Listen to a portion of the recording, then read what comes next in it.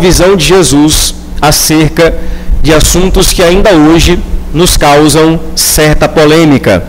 Então leiamos, meus irmãos, versículo 21 ao versículo 38. A leitura é um pouco longa, mas eu prometo que farei a exposição por sessões e irei aplicá-las no decorrer do sermão.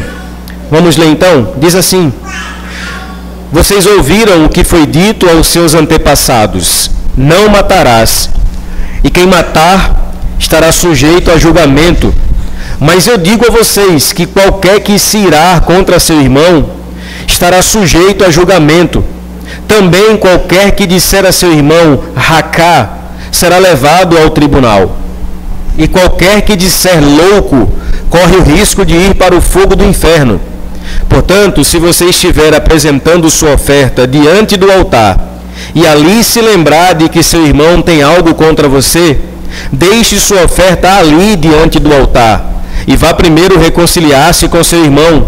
Depois volte e apresente sua oferta. Entre em acordo depressa com seu adversário, que pretende levá-lo ao tribunal. Faça isso enquanto ainda estiver com ele a caminho, pois caso contrário ele poderá entregá-lo ao juiz, e o juiz ao guarda, e você poderá ser jogado na prisão. Eu garanto que você não sairá de lá enquanto não pagar o último centavo. Vocês ouviram o que foi dito: não adulterarás. Mas eu digo, qualquer que olhar para uma mulher e desejá-la, já cometeu adultério com ela no seu coração. Se seu olho direito o fizer pecar, arranque-o e lance-o fora. É melhor perder uma parte do seu corpo do que ser todo ele lançado no inferno. E se a sua mão direita o fizer pecar, corte-a e lance-a fora. É melhor perder uma parte do seu corpo do que ir todo ele para o inferno. Foi dito: aquele que se divorciar de sua mulher deverá dar-lhe certidão de divórcio. Mas eu digo que todo aquele que se divorciar de sua mulher, exceto por imoralidade sexual, faz que ela se torne adúltera. E quem se casar com a mulher divorciada estará cometendo adultério. Vocês também ouviram o que foi dito aos seus antepassados: não jure falsamente, mas cumpra os juramentos que você fez diante do Senhor. Mas eu digo, não jurem de forma alguma, nem pelos céus, porque é o trono de Deus, nem pela terra, porque é o estrado de seus pés, nem por Jerusalém, porque é a cidade do grande rei. E não jure pela sua cabeça, pois você não pode tornar branco ou preto nenhum fio de cabelo. Seja o seu sim, sim, o seu não, não. O que passar disso vem do maligno. Oremos mais uma vez, meus irmãos. Deus amado e querido, nós rogamos o auxílio do Teu Espírito para iluminar nosso entendimento a despeito da Tua palavra. Senhor, que as nossas pretensões humanas caiam e a Tua palavra habite ricamente em nosso coração. Por favor, Senhor, diante das minhas incapacidades e falhas, eu oro para que o Senhor torne eficaz essa palavra. Por Cristo Jesus, oramos. Amém e amém. Na minha época de estudante, eu costumava ter muita dificuldade com uma matéria em específico, que era matemática. E por incrível que pareça, a matemática, ela até começa de uma forma muito fácil de se aprender. Você vai pegando matemática no começo e é tudo muito fácil e direto. 2 mais 2, 4. 4 mais 4, 8. O problema é que à medida em que você vai estudando matemática, ela vai se tornando mais difícil. E aí começam a surgir as expressões, as equações, e do nada tem até letra misturada com número. E aí você tem que achar o valor de x. Como assim, professora? Enfim, matemática, ela, pelo menos para mim, foi se tornando cada vez mais difícil. Um exemplo disso, para mim, era a tabuada de multiplicação, especialmente na casa do 7. Eu sempre pulava a casa do 7 porque eu achava muito difícil. 7 vezes 1, 7 vezes 2 tal, fácil. Mas quando chegava 7 vezes 6, vezes 7, vezes 8, eu preferia pular.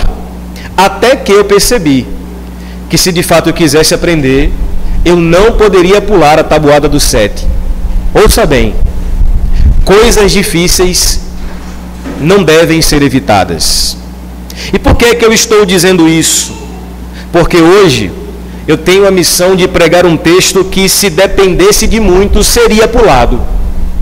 Porque esse é um texto em que nós devemos olhar para ele e falar sobre assuntos extremamente delicados e polêmicos, como ira, ódio, adultério e divórcio. São temas incômodos, para muitos de nós até polêmicos. No entanto, você que já conhece a dieta de pregação aqui da nossa igreja sabe que a gente trabalha o modelo de pregação expositiva, ou seja, a gente segue o fluxo do texto. Adotamos aqui a chamada lectio contínua, ou seja, a leitura contínua de todo o livro. Então, é inevitável que a gente pregue em textos que são mais complicados. Isso nos dá duas informações importantes. Primeiro, pregar de forma contínua é um incentivo para que a gente se debruce em textos difíceis e não pregue somente aquilo que a gente quer ao nosso bel prazer. E segundo, e escute bem isso, como a gente não escolhe o que vamos pregar ao nosso bel prazer, ninguém aqui pode dizer que o pastor está mandando indireta. Olha, está vendo? Está pregando isso aí e está dando indireta para alguém. Não, irmão, só estou pregando a sequência do texto. Então vamos juntos pensar sobre como a ética do reino, nas palavras de Jesus, muda o nosso comportamento de dentro para fora, a tal ponto de nos transformar e nos fazer viver a realidade do reino em detrimento de uma realidade pecaminosa e antiética adotada pelo mundo. Logo depois de o Senhor Jesus trazer as bem-aventuranças, o modelo do seu reino, destacar que os seus discípulos são sal do mundo, sal da terra, luz do mundo. Agora, o Senhor Jesus vai trazer sobre a ótica do reino dele a sua observação sobre esses assuntos que nós consideramos polêmicos. Portanto, eu acho que nós temos aqui uma grande ideia muito implícita ao ler todo esse texto. A verdade da justiça do reino de Deus não se limita a ações externas, mas ela nasce de um coração transformado que nos purifica em uma santidade progressiva. Eu quero, portanto, meus irmãos, à luz desse texto, falar com vocês sobre santidade no coração, a justiça do reino de Deus. Agora, olha que interessante, o Senhor Jesus vai nos apresentar uma contra-resposta para alguns argumentos utilizados pelos fariseus acerca desses assuntos. A gente deve considerar aqui que a plateia original para quem Jesus está falando são os judeus, os fariseus, os mestres da lei, e muitos deles tinham informações e interpretações equivocadas acerca da lei, especialmente nesses temas aqui que o Senhor Jesus vai tratar. E eu queria, meus irmãos, com a ajuda do Espírito Santo, falar com vocês sobre como esses temas que o Senhor Jesus trabalha aqui nessa parte do Sermão do Monte, eles ainda devem ser trabalhados nos nossos dias. Porque da mesma forma que eles eram temas difíceis e polêmicos naquela época, eles também são temas difíceis e polêmicos nos nossos dias. Com uma grande diferença, é que nos dias de hoje, essas problemáticas apresentadas aqui no texto por Jesus, incrivelmente, elas são louvadas em nossa cultura. Veja só, o Senhor Jesus vai nos trazer uma realidade de combate à cultura contemporânea, pelo menos de 4 pecados aceitáveis nos nossos dias. O primeiro deles é a ira explosiva pecaminosa, a cultura do cancelamento e da violência. O mundo incentiva a indignação e a raiva, mas o Senhor Jesus nos convida à reconciliação. Nas palavras de Jesus, guardar rancor é tão sério quanto cometer um crime diante de Deus. A segunda cultura a ser combatida nesse texto é a cultura do adultério, a cultura dos nossos dias, a cultura da hipersexualização e da infidelidade. Nas palavras de Jesus, o pecado sexual começa na mente. A pornografia e a relativização da pureza danifica e corrompe as relações e os corações. Uma outra cultura a ser combatida por Jesus e que nós devemos combater é a cultura do divórcio. A cultura dos nossos dias em que a gente encontra descompromisso e relacionamentos líquidos. As palavras de Jesus aqui, o casamento não é descartável. Jesus então reforça o princípio da aliança e da fidelidade. Por fim, e não menos importante, nós vamos perceber que o Senhor Jesus ainda combate a cultura dos falsos juramentos, que nos nossos dias pode ser interpretada como a cultura da mentira e da falta de integridade. As palavras de Jesus, a palavra do crente deve ser confiável. Se sim, sim, se não, não. Ou seja, devemos ser conhecidos pela verdade nos nossos lábios. Então eu quero, meus irmãos, pensar com vocês acerca dessas realidades e do combate a essas culturas pecaminosas que, como disse e como veremos, é louvada em nossa sociedade. O primeiro combate é o combate à cultura da ira explosiva e pecaminosa. Nós encontramos aí esse combate feito pelo Senhor Jesus entre os versículos 21 e 26. É interessante como o Senhor Jesus vai começar o texto, porque ele vai se utilizar de um recurso de linguagem interessante nesse trecho. Veja, repetidas vezes, ele vai trazer interpretações feitas pelos fariseus a respeito desses temas, e logo em sequência, ele vai trazer a interpretação dele para aquele tema. Isso fica claro nas seguintes expressões. O Senhor Jesus fala: vocês ouviram o que foi dito aos seus antepassados. Ou seja, vocês e seus pais aprenderam de um jeito. Eu, porém, lhes digo. O que é que ele está fazendo? Ele está trazendo o conhecimento e a interpretação errada dos fariseus e dos mestres da lei e está ressignificando essa verdade à luz da sua interpretação. E veja que importante isso, meus irmãos. Aqui nós temos um princípio interessante. É que em assuntos polêmicos, nós sempre teremos várias interpretações, especialmente opiniões culturais. Mas no final o que importa é sempre a interpretação feita pelo Senhor Jesus. Guarde bem isso. Em qualquer assunto, a interpretação perfeita é a interpretação de Cristo. Não são as interpretações culturais, são as interpretações feitas pela palavra de Deus. Ou seja, diante da hermenêutica de Jesus, nossas opiniões devem se calar. E a primeira sentença de interpretação que ele traz é a seguinte: vocês aprenderam que não matarás. E veja, ele está aqui reforçando o sentido do 6º mandamento, não matar.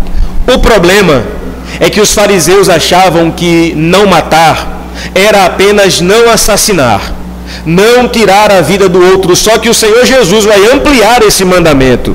E nas palavras dele, ele vai dizer que não matar, versículo 22, é não se irar contra o seu irmão. Ou seja, nas palavras de Jesus, não basta evitar o assassinato, nós devemos evitar a ira destrutiva. E aqui, meus irmãos, nós aprendemos algumas coisas. Primeiro, o assassinato começa com uma ira pecaminosa.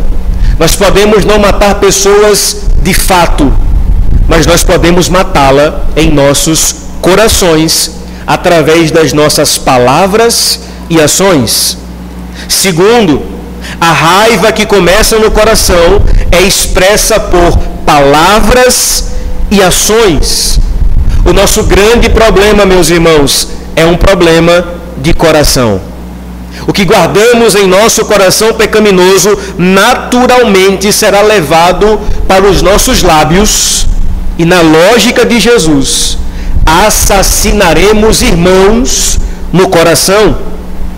Por fim, guardar mágoa e ressentimentos é um caminho para matar o outro no nosso coração. Perceba, o Senhor Jesus vai trazer diligência ao caso e dizer: reconcilie-se com seu irmão, de forma urgente.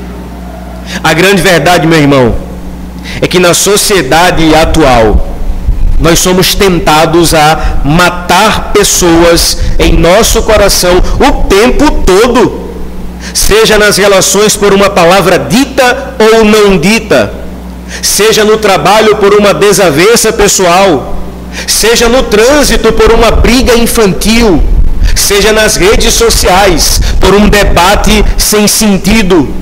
A grande verdade, meus amados irmãos, é que nós vivemos em um mundo hostil que apela o tempo inteiro para uma cultura de ódio, de ira explosiva. E o Senhor Jesus vai dizer: qualquer que disser a seu irmão racá será levado ao tribunal, e qualquer que disser louco corre o risco de ir para o fogo do inferno. É interessante que a palavra racá, dita aqui por Jesus, é uma palavrinha em aramaico que literalmente significa cabeça oca, ou seja, louco, idiota, estúpido. E veja, são palavras que comumente a gente ouve as pessoas utilizando umas para as outras. Jesus, meus irmãos, está nos advertindo, dizendo que o fato de um homem falar palavras ao seu próximo e palavras odiosas, ele pode ser julgado por elas. Por que não alimentar no nosso coração a cultura de falar palavras abençoadoras e não odiosas e maldosas? Veja, o mundo insiste para que você dê o troco, para que você revide, para que você perca a cabeça. E o Senhor Jesus disse que quando você faz isso, você é assassino. É por isso que não dá para relativizar a graça, porque aqui o Senhor Jesus está enfatizando a ética na graça. E alguém fala: mas a lei do Antigo Testamento era terrível, olho por olho, dente por dente. E aqui, na lei, você era condenado se matasse alguém literalmente. No reino de Jesus, nós somos julgados se falarmos odiosamente contra o nosso irmão. Sabe o que me impressiona nisso, meus irmãos? É que existem consequências disso até na adoração. Leia comigo o versículo 23 ao 26. Leia prestando bastante atenção. Olha o que Jesus diz: portanto, se você estiver apresentando sua oferta diante do altar, e ali se lembrar de que seu irmão tem algo contra você, deixe sua oferta ali diante do altar, e vá primeiro reconciliar-se com seu irmão, depois volte e apresente sua oferta.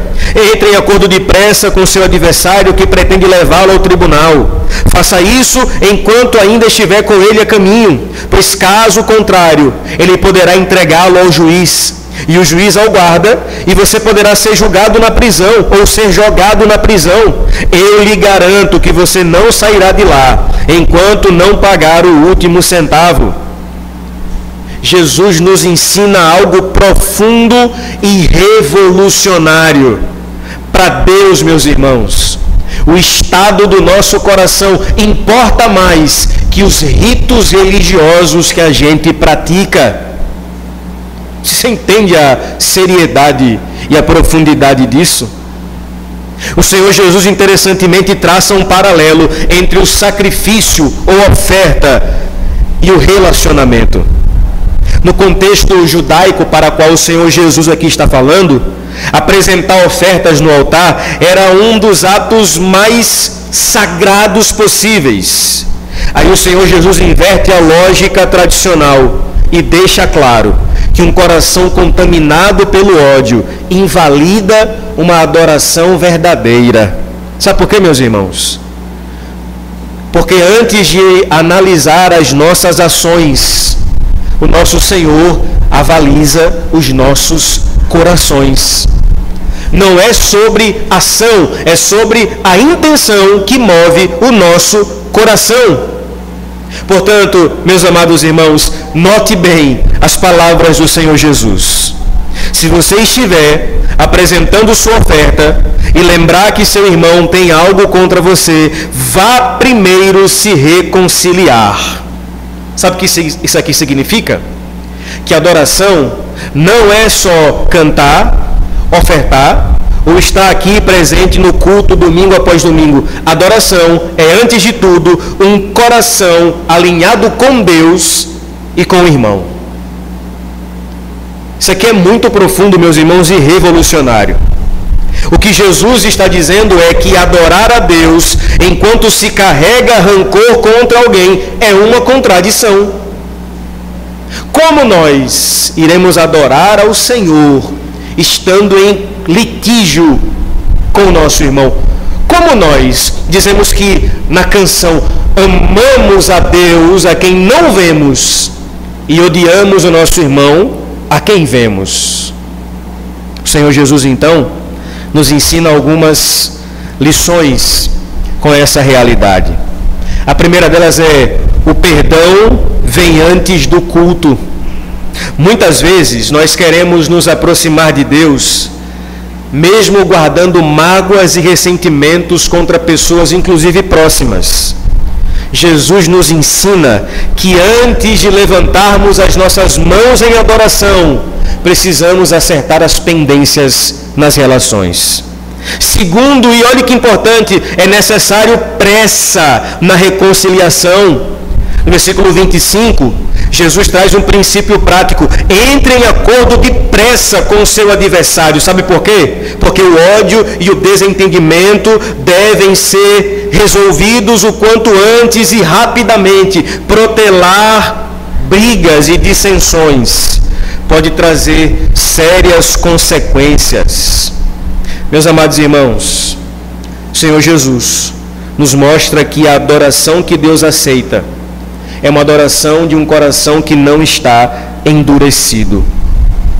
Se o nosso culto não começa no coração, ele não é avalizado por nossas palavras. A gente pode mentir para Deus em várias áreas, não conseguiremos, mas especialmente no coração, jamais conseguiremos mostrar para Deus aquilo que nós não somos. O chamado de Jesus aqui, meus irmãos, é para nos lembrar que se você é cristão, um bem-aventurado, a reconciliação não é uma opção. Amém, igrejinha? A reconciliação não é uma opção. A reconciliação é um chamado para todo crente. Afinal de contas, o que é que o Senhor Jesus fez na cruz, senão nos reconciliar com o Pai?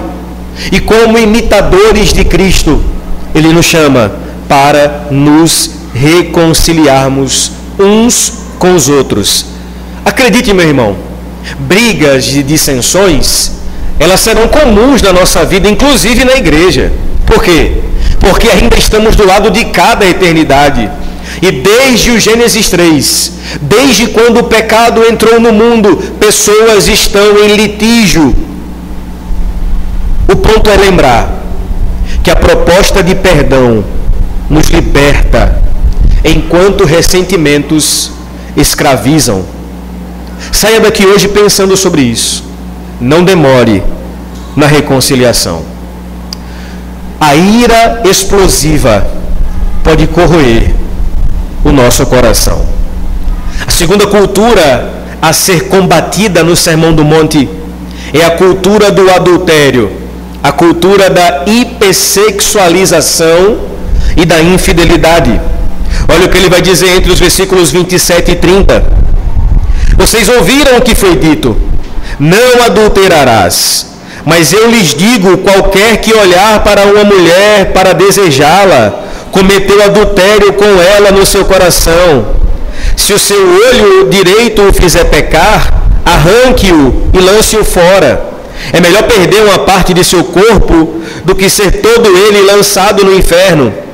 E se a sua mão direita o fizer pecar, corte-a e lance-a fora. É melhor perder uma parte do seu corpo do que ir todo ele para o inferno. O Senhor Jesus sai de um tema polêmico e vai para um mais polêmico ainda. Assassinato para adultério. É interessante, meus irmãos, percebermos que o Senhor Jesus traz mais uma vez aqui uma sentença interpretativa equivocada dos fariseus. Porque os fariseus, veja bem, eles acreditavam que o adultério ele era apenas um ato externo. Ou seja, na interpretação que era feita da lei, um homem só podia ser condenado por adultério se ele fosse pego no ato. O Senhor Jesus vai mostrar-nos uma vez mais que, na verdade, o adultério também começa no coração. É, antes de tudo, um pecado que nasce no interior do homem e só depois ele é externado. É por isso que no versículo em questão ele vai dizer: mas eu lhes digo, qualquer que olhar para uma mulher para desejá-la, já cometeu adultério com ela no seu coração. Os fariseus possuíam, como disse, uma visão equivocada sobre o adultério. Nos nossos dias não é diferente. Ouça as músicas que essa geração canta e você verá como o adultério é louvado. Existem frases, pensamentos, canções que mostram o quanto essa sociedade não apenas tolera o adultério, como o celebra. Vivemos hoje, meus irmãos, uma geração que vive apelando para a cobiça e a luxúria. Observe como o adultério é romantizado na cultura popular. Quem aqui nunca assistiu um filme ou uma série que parece despretensiosa e que no meio do roteiro você vê lá que o herói é o cara que trai, que a certinha é a mulher que é infiel? E a gente ouve expressões nos nossos dias. Pessoas que falam: o coração quer o que o coração quer. Ou ninguém é de ninguém. Ou justificativas equivocadas que cantam dizendo que mulher não trai, mulher se vinga. É mentira do diabo. O adultério começa em um coração corrompido pelo pecado sexual.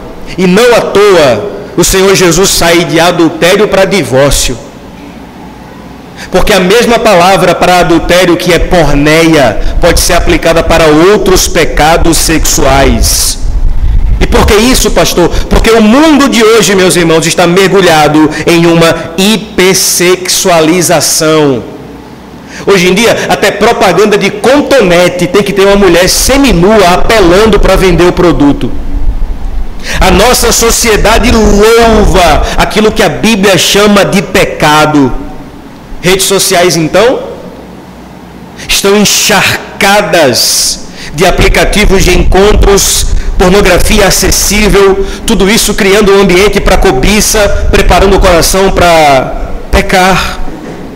O Senhor Jesus mostra que o adultério começa no pecado. Aliás, por falar em rede social, você já conhece a nova modalidade de adultério?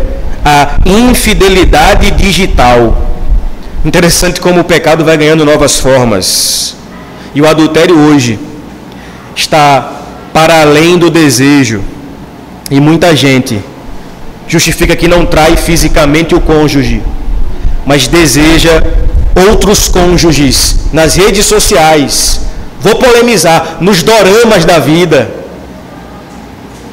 nos filmes e séries, nos desejos pecaminosos. Só que, meus irmãos, por favor, me ouça bem, essa palavra ela tem um tom extremamente pastoral. o adultério tem um preço muito alto. Ao contrário do que a cultura prega, ao contrário do que as canções cantam, o adultério destrói famílias, gera traumas profundos e corrói a alma. O dano, meus irmãos, não é apenas emocional, ele é espiritual. Qual é a solução proposta por Jesus? É uma solução interessante, é uma santidade radical. O Senhor Jesus usa aqui uma linguagem forte. Olha o que ele vai dizer: se o seu olho fizer pecar, coloque colírio nele. É isso? Se o seu olho te faz pecar, o que você vai fazer? Arranque-o. Pastor, eu vou mutilar meu olho? Eu vou mesmo lá tirar? Sabe que não é isso que ele está dizendo, né? Isso aqui é uma linguagem hiperbólica, uma hipérbole. Ele está levando a sentença ao máximo para que você entenda a gravidade de como você deve tratar o pecado. O que o Senhor Jesus está dizendo é que com o pecado não se brinca. Se possível fosse, você deveria arrancar o seu olho. Mas como você não pode, seja radical para aquilo que você olha. Tenha prudência para aquilo e para quem você está olhando. Isso significa evitar ambientes e conteúdos que alimentam a cobiça. Cortar hábitos e influências que nos afastam da santidade. Ter um compromisso sério com a pureza dentro e fora do casamento. Lembre-se disso, não é sobre mutilar membros. A batalha está no coração. Não brinque com o seu coração pecaminoso. Eu conheci um irmão que disse para mim uma vez, na época eu nem era pastor, ele falou assim: meu irmão, o diabo pode me tentar em várias áreas, mas com a mulher eu estou tranquilo, eu nunca vou cair. Você já sabe o que aconteceu com ele, né? Esse irmão caiu feiamente, adulterando a sua esposa, porque ele achava que estava livre, imune do pecado. Não brinque com o pecado. Meus irmãos amados, o Senhor Jesus nos ensina que nós não podemos ser coniventes com o pecado, porque nas palavras dele, olha que palavra dura, o inferno é o destino daqueles que se entregam ao pecado sem arrependimento. Não caia na conversa da serpente. Para quem estava ontem na Ciba e me ouviu pregar, não caia no canto da sereia. Cuidado. Haverão propostas e propostas para que você, em momentos de fragilidade no casamento, adultere. E lembre-se, esse pecado especialmente começa no coração. Se o mundo criou uma cultura de infidelidade, eu acredito que o crente pode criar uma cultura de fidelidade, ser fiel a Deus, sendo fiel nas suas relações. Vamos para mais polêmica? Olha a terceira cultura que o Senhor Jesus combate. Ele vai combater agora a cultura do divórcio, ou seja, a cultura do descompromisso e dos relacionamentos líquidos. Olha o que ele vai dizer, versículo 31. Foi dito: aquele que se divorciar de sua mulher deverá dar-lhe certidão de divórcio. Mas eu digo que todo aquele que se divorciar de sua mulher, exceto por imoralidade sexual, faz que ela se torne adúltera. E quem se casar com a mulher divorciada estará cometendo adultério. É interessante que nos dias de Jesus, o divórcio já era também um problema cultural. E os fariseus, eles costumavam interpretar a lei de Moisés de forma frouxa no que dizia respeito ao divórcio. De modo que eles permitiam que o homem se divorciasse da sua esposa por motivos até triviais. Era uma interpretação equivocada de Deuteronômio 24, versículo 1. Haviam duas escolas de interpretações de dois rabinos famosos. Talvez você já ouviu falar deles, Hilel e Shammai. E eles interpretavam a lei de forma diferente no quesito divórcio.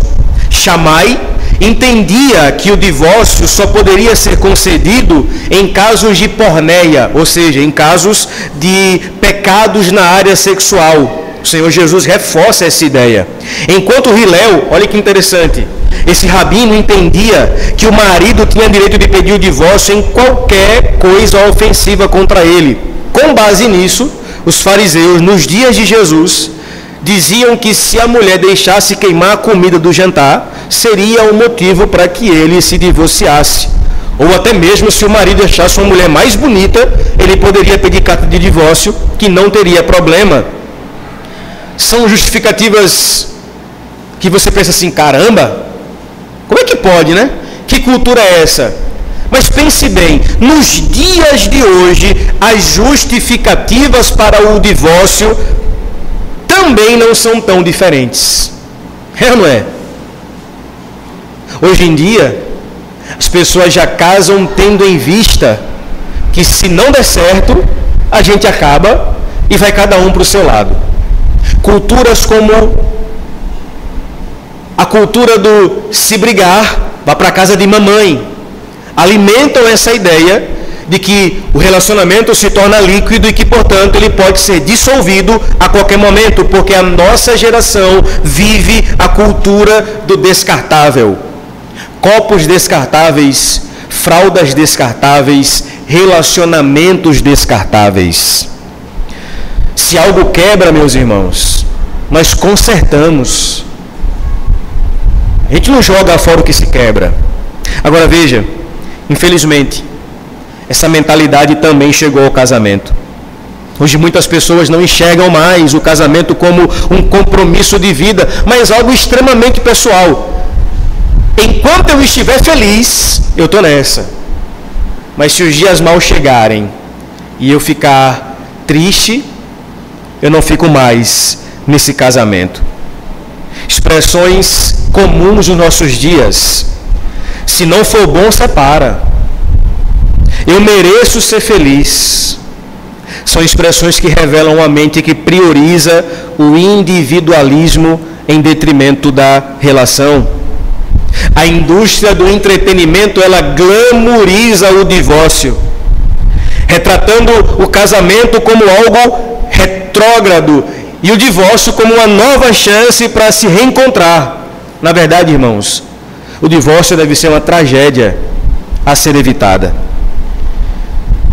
Você pega os famosos, por exemplo, eu acho uma hipocrisia danada.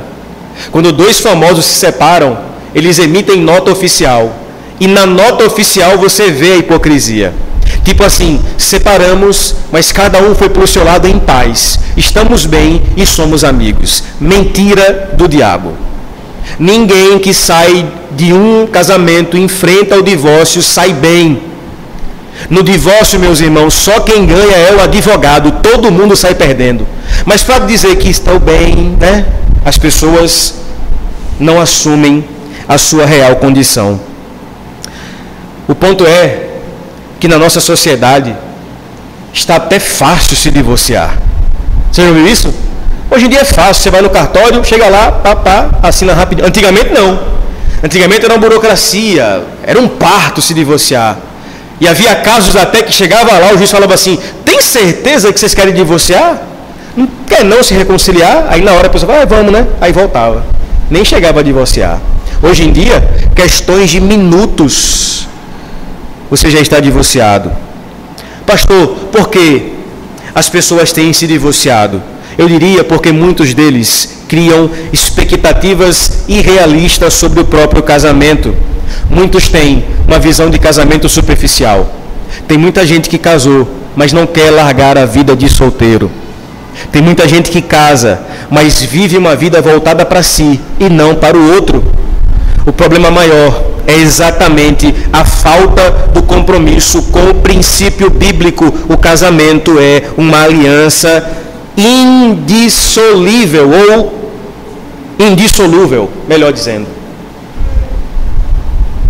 Pastor, e no meu caso, que eu já casei e recasei, leia João 4, ou é João 5. Jesus e a mulher samaritana. O Senhor Jesus falou para ela assim, olha, vai lá, chama teu marido. O que é que ela disse? Eu não tenho marido. Ele falou, acertou. Você teve 4. Você está agora não é seu.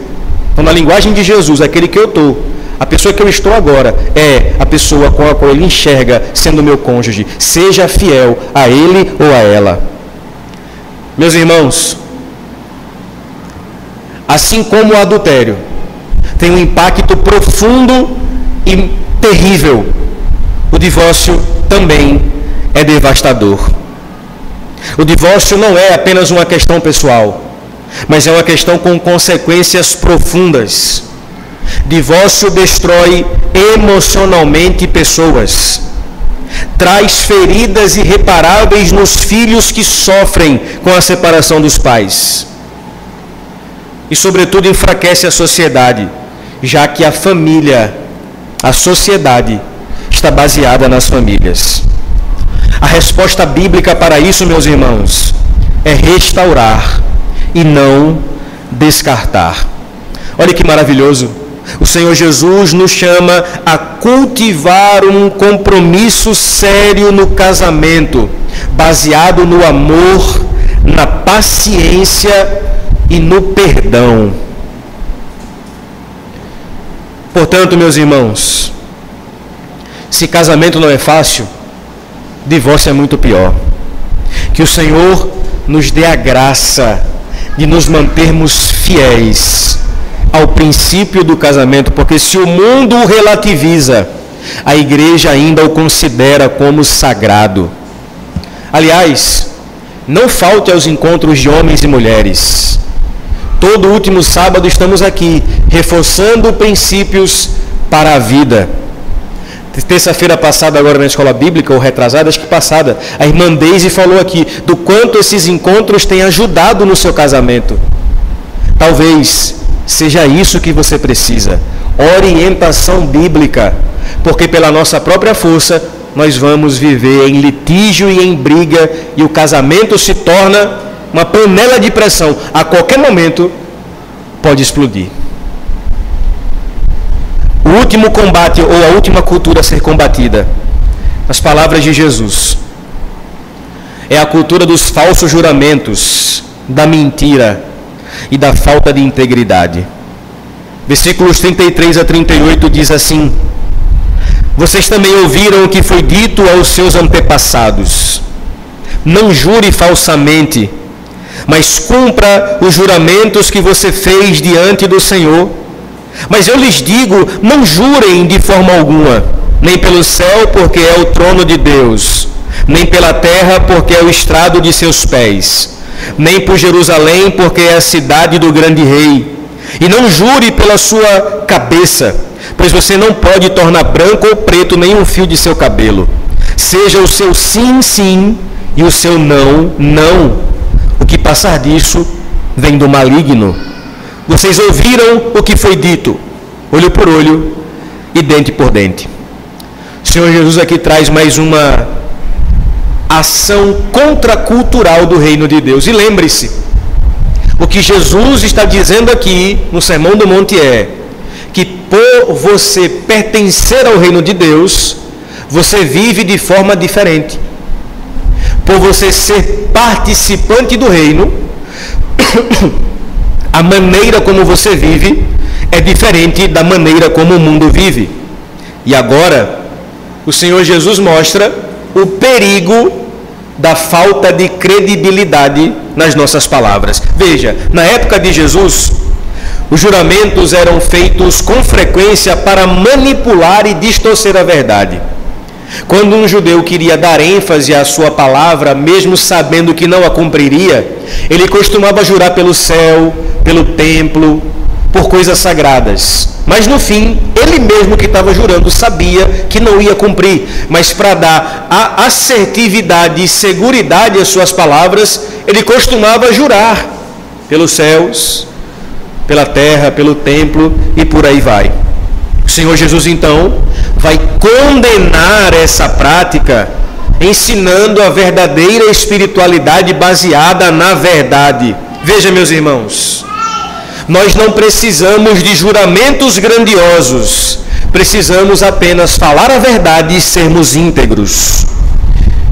Em outras palavras, a lógica que nós vemos hoje, ela deve ser alterada, Porque o mundo desvaloriza a palavra afirmada na lógica do reino. Se a minha palavra não é considerada confiável, eu preciso estabelecer a minha veracidade com juramentos. No reino de Deus é diferente. No reino de Deus, eu não preciso estar jurando por nada e por ninguém. Porque se eu sou participante desse reino, o que eu falo deve ser sim e não. O que passa disso, Jesus fala, é ação diabólica. Meus irmãos, se você prestar bem atenção, nós também vivemos uma cultura de mentira e manipulação o tempo todo. Nos dias de hoje, a palavra vale pouco. Na política, onde promessas vazias são feitas o tempo todo. Nos negócios, onde contratos são quebrados por conveniência. Até no dia a dia. Quer ver um exemplo básico disso? Thaís sempre fala isso e é verdade. Você encontra uma pessoa na rua que há muito tempo você não via. Aí, opa, como vai? Tudo bem? Quanto tempo? Rapaz, nunca mais a gente saiu. Vamos marcar para sair? Aí o que você fala? Vamos. E nunca mais você marca e fica por isso mesmo. É uma coisa pequena, mas é verdade. A gente falha com as nossas palavras. E às vezes a gente fala assim, vamos marcar só uma pessoa ir embora. Não, vamos marcar. Pode ir, depois a gente... né? Meus irmãos, veja a seriedade com a qual o Senhor Jesus trata as nossas palavras em termos de veracidade. A palavra do crente é se sim, sim, se não, não. Se passar disso, tem diabo no meio. Essa é a contracultura das bem-aventuranças. É por isso que a gente chama essa série de A Revolução Silenciosa. Porque Jesus, lembre-se, ele não está dizendo que nós temos que buscar isso, não. Ele está dizendo que nós somos isso porque estamos nele. E ele vai nos lembrar que o pai da mentira é simplesmente Satanás. E hoje a gente vive um tempo em que as pessoas dizem o que é conveniente e não o que é verdadeiro. Se eu vou me dar bem, eu falo. Mas se não, eu me calo. Meus irmãos, o chamado de Jesus é um chamado para integridade. Você não precisa jurar por céu, pela terra, por nenhum santo, por ninguém. Você só precisa estabelecer a realidade da integridade na sua palavra. Se dissermos sim, que seja sim de fato. Se você falar, pastor, eu vou na sua casa, vá. Pastor, vamos marcar? Vamos. Agora, se disser não, que seja um não verdadeiro. Porque Jesus falou no versículo 37 que tudo além disso vem do maligno. Meus irmãos, isso deve nos lembrar que qualquer tentativa de manipular e distorcer a verdade não vem de Deus, mas do diabo, que é o pai da mentira. Diante disso, o Senhor Jesus nos chama para vivermos com total integridade. Que a nossa palavra seja coerente e confiável. Sabe por que o mundo odeia crente, irmãos? Sabe por que o mundo odeia a Bíblia? Porque a Bíblia tem aquilo que os homens mais odeiam, a verdade. É por isso que muita gente, quando vem para a igreja e se depara com a realidade da sinceridade dos crentes, ele fica assim assustado. Por quê? Porque as pessoas estão acostumadas a um mundo de mentira lá fora. Esse não é o nosso caso. Nosso compromisso é com a verdade. Falar a verdade sempre, mas em amor. Que o Senhor nos ajude ao combate dessas culturas. Que Ele levante em nós, meus irmãos, um coração dobrável, que não se ira com facilidade e que não mata os outros nele. Que o Senhor nos ajude a mantermos uma cultura de fidelidade, mesmo em um mundo tão infiel. Que o Senhor nos ajude a manter os nossos relacionamentos intactos e que a maldição do divórcio passe longe das famílias desta igreja. E que, por fim, meus irmãos, nós possamos ter compromisso com a integridade da palavra e sermos fiéis nos nossos compromissos. Eu concluo com algumas aplicações finais. A primeira delas é lembrar que cristianismo não é um código moral externo. O Senhor Jesus quer um coração transformado e não ações religiosas. Segundo, lembre-se disso, santidade radical exige ações radicais. Você não vai cortar o olho nem a mão, mas se for para cortar alguns lugares, corte. Se for para acabar algumas amizades pecaminosas, acabe. Se for para encerrar algumas conversas indecentes no WhatsApp, encerre, mas seja radical. Busque uma vida de santidade ao Senhor. Terceiro, o reino de Deus é marcado por reconciliação e verdade. Seja íntegro e pacificador, porque você é agente do reino de Deus. Por fim, precisamos depender da graça de Cristo Jesus. É somente nele, meus irmãos, e por ele, que o nosso coração será transformado. Amém, meus irmãos? Que o Senhor nos ajude. Que o Senhor nos ajude a sermos esse bem-aventurado, que vive em conformidade com a palavra de Deus, mesmo em um mundo tão hostil a ela. Que o Senhor te ajude a ser esse crente que é sal da terra, que é luz do mundo e que por conta disso será perseguido porque o mundo odeia aqueles que amam a verdade da palavra. Vamos orar? Eu gostaria que você curvasse a sua fronte, por favor.